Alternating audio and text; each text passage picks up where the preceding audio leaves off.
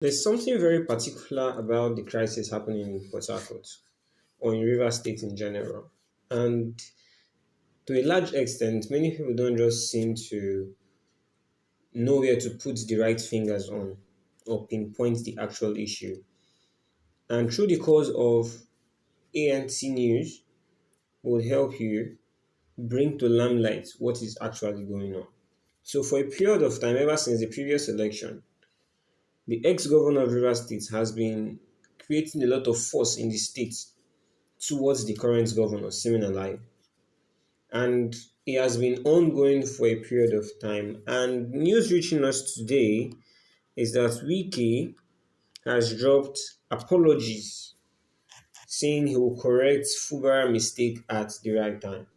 Now, there are two things involved here. One, is it that he's dropping an apology to Fubara for all the things he has done so far in the state to create a force towards Sim's government? Or two, he's dropping an apology for why he puts Simin Alaye in office. So I believe that in the course of this news, we'll get to find out what his true intentions are.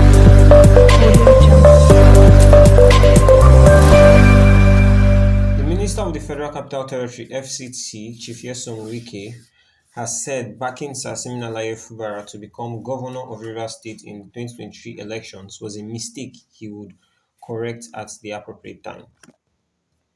He insisted that he made mistakes in his judgment of Fubara and asked the people of the state and political family to forgive him. Wike spoke at the weekend during the grand civic reception held at Ogu, headquarters of Ogbulu local government area of the state, in honor of the Senator George Sekibo to celebrate his 20 years of office at the national and 36 years in his life in public service.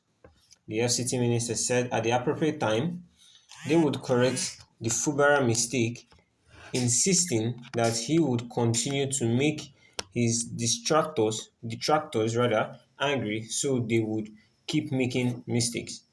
Wike said, I want to say this clearly. In life, we have made a mistake. I have made a mistake as well. I own it up and say, God forgive me. I have made all of you to forgive me, and I say it again. But we will correct it at the appropriate time. I am a human. I am bound to make a mistake. So forgive me for my wrong in making a wrong judgment. So nobody should kill.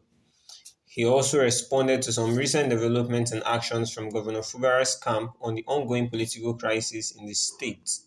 The former Rivers State governor told the Fubara's camp that no injunctions obtained at 2 a.m.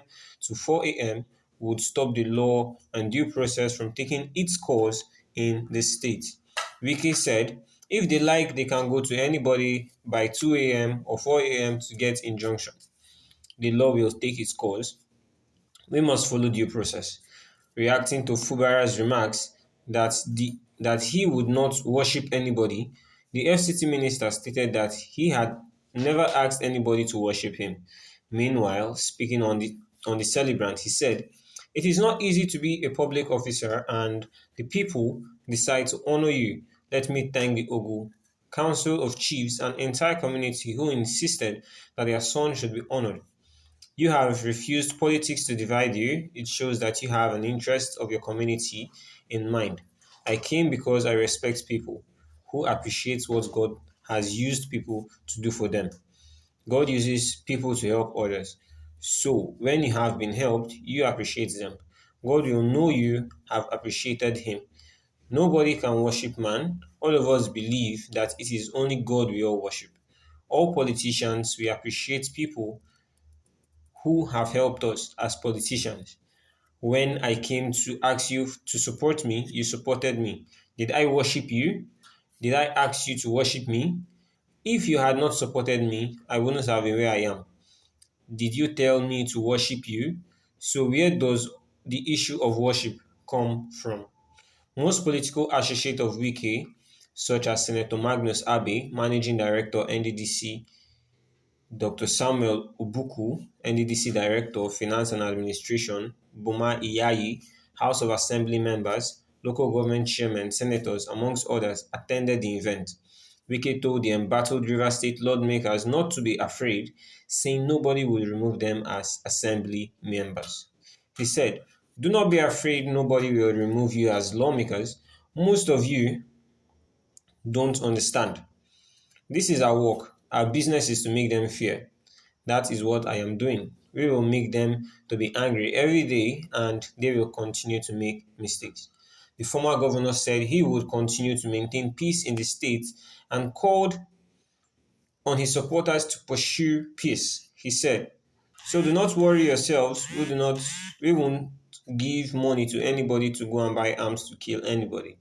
I have maintained peace and I want to beg all you to continue to maintain peace. Nobody will tell me what I can't leave in my house or what I won't go and do in my house. But all of you should maintain the peace, follow law and due process. We will get to the end. As you can see me, I stand straight. I think well. I came with Senator Magnus Abe. I work with people that have brains on politics. When people with brains agree, they disagree. Those who do not know what to do, but said they would bring me down. Who born them? They are nowhere. We are in charge. Propaganda can help you. Ogu people have shown loyalty and I want to thank you. Reflecting on his political journey, Wiki in 2014 to 15, we didn't have anybody. I came here and you said you would work for it and you worked for it. We had nobody in government. Did we not win? What are you afraid of? While in a government, I had a problem. I had a federal government that was hostile to me. Did we not succeed? They are giving excuses. If you know you, when somebody cannot do something, say you cannot do it. At the appropriate time, people will speak of the project in the state. They will tell you who did what. It is not people who come now and claim they didn't do. Ogu, continue to support your people. Your politicians have done well. Sekibo has done well. Don't mind these buccaneers. I know how to handle them. Leave them for me. They have been my children. I will continue to handle them. Let's work together. The former governor added, "It is not easy to be in power and begin to give excuses. You continue to run from promises you made to people. Look at your council chairman, the assembly members. These were people I spoke to for the interest of all of us. They all responded, but today somebody said they are nobody. Will you accept that? Assembly people sat down in their various constituencies.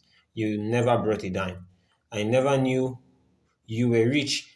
That is, your father was a managing director of Shell before, and now you are paying their school fees. It is unfortunate. But Ugu people, I will never abandon you. There are some chiefs I wanted to recognize as traditional rulers. Their people said no. But I did it and I did it. Nobody bothered to recognize the traditional rulers from 1999 down to 2014. It was me that came and recognized most of them.